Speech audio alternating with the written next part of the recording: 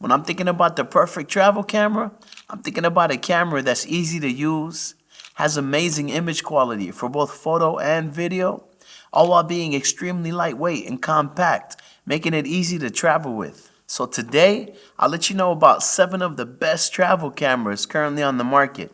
And if any better cameras come out after I publish this video, I'll try and remember to update the links in the description below. So coming in at number 7, we have the Fuji X106. This is one of the most enjoyable cameras to use, mostly due to its retro-inspired body with all its tactile buttons and dials. And even though this is one of the coolest looking cameras out there, it's also one of the most capable. It's packing a 40 megapixel APS-C sensor that'll give you awesome photos and videos.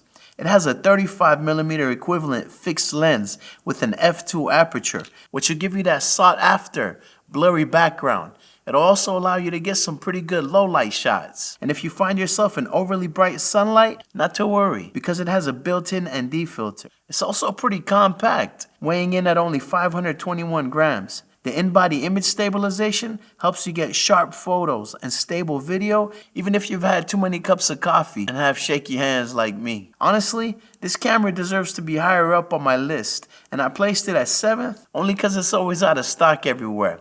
But I left the link below in case you're fortunate enough to find it in stock. Next we have the Lumix S9.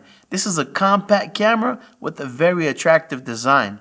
It's similar to the X106, except that it has 2 major differences and a few minor ones as well. The biggest difference is that it has a full frame sensor and also has interchangeable lenses. So let's say you attach a 35mm lens similar to the fixed lens on the X106, then you would only need to be a few feet away to get a shot like this. Now if you were to swap out that 35mm for something like a 200mm, then you could get the same shot from even a few hundred feet away.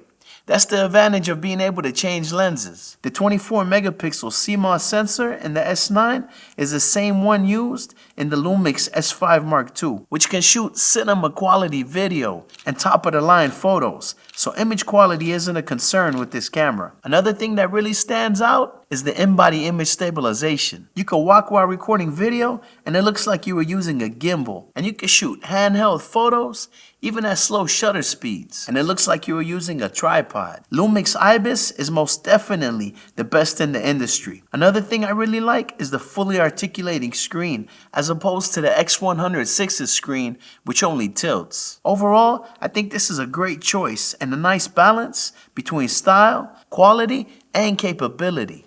Coming in at number 5, we have the Sony a6700. This is an interchangeable lens APS-C camera with the 26 megapixel sensor. It also has a very compact body design, but in my opinion, it's not as stylish as the Fuji X106 or the Lumix S9. But when it comes to the results, it packs a pretty big punch. It's extremely capable in both photo and video, and a huge advantage in going with Sony is the sheer amount of lens choices that are available, both high-end and more affordable options. It also has a fully articulating screen, in-body image stabilization, and similar to both of the previous cameras I mentioned, it can capture 10-bit 4K video in a log format, making it ideal for color grading. And if you enjoy color grading your footage and your photos, make sure to check out my LUT pack and Lightroom profiles on my website, because they'll make your images pop, regardless of which camera you use to capture them. Another major strength of the a6700 and all other modern Sony cameras is their autofocus. Missing focus is hardly even a concern, especially with Sony's new AI-powered autofocus system. The only other camera brand that can compete with Sony in autofocus is Canon. And that brings us to my next choice, which is the Canon EOS R7. This is a 32 megapixel interchangeable lens APS-C camera. The body is designed more like a traditional mirrorless camera instead of the compact design of the previous cameras we talked about. And although it's a little larger and a little heavier, it's not anything drastic. Similar to the other cameras, it gives you professional photos and can capture 4K 10-bit video in C-Log. It also has in-body image stabilization, as well as a fully articulating screen. The autofocus is pretty head-to-head with Sony, but the lens lineup isn't as vast. But what makes Canon cameras really stand out from others is that Canon colors look amazing straight out of the camera and don't require any extensive editing. And that's especially true when it comes to skin tones. And the other advantage is that the Canon user interface is the most easy to use of pretty much any camera system. So if you're a beginner, this would be my best choice. The ergonomics, the button placement, and the grip make this one of the most comfortable cameras to hold. Overall, I think this is a great choice, and it'll give you amazing results without much effort. Coming in at number 3, we have the Sony A7C II. This is a full-frame interchangeable lens camera packed into an extremely compact body. Think of it as a much more capable version of the Sony A6700. In terms of quality of results and versatility, this would be my number 1 choice. When you're walking around with this camera, you're walking around with a professional tool capable of handling pretty much anything you throw at it,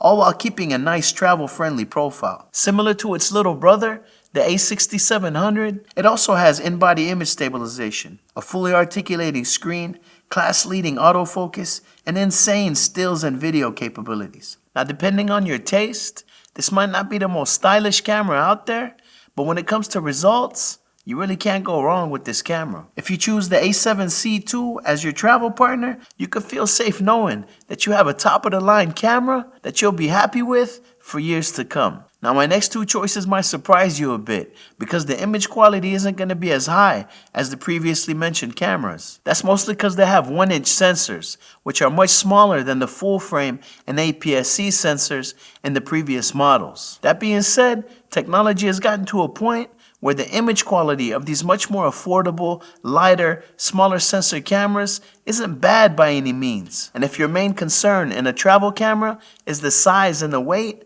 then the small sacrifice in image quality will be totally worth it for you, considering the massive gain you're going to get in travelability. And the fact that they're about half the price may also be an important incentive for you. So coming in at number 2, we have the DJI Osmo Pocket 3. This thing literally only weighs 179 grams. The image quality is surprisingly good for a camera this compact. It can shoot 10-bit video up to 120 frames per second for super slow motion footage. It even comes with a log profile for color grading. And it doesn't need IBIS because it literally has a built-in gimbal, which makes for ultra smooth video even while running. The autofocus is on another level, and it can even track you as you walk around, simulating a cameraman. In my opinion, when it comes to video, this is probably the best value for money out there. The weakness of the Pocket 3 is that it's not so well suited for taking photos. Now don't get me wrong, it could take some decent stills, but it's not really intended for that. Overall, it's a little powerhouse, packed into a unique and innovative form factor. It's most definitely worth considering. My number 1 spot goes to a camera that's already a few years old. The reason I chose this camera is because it's extremely small and easily fits into your pocket.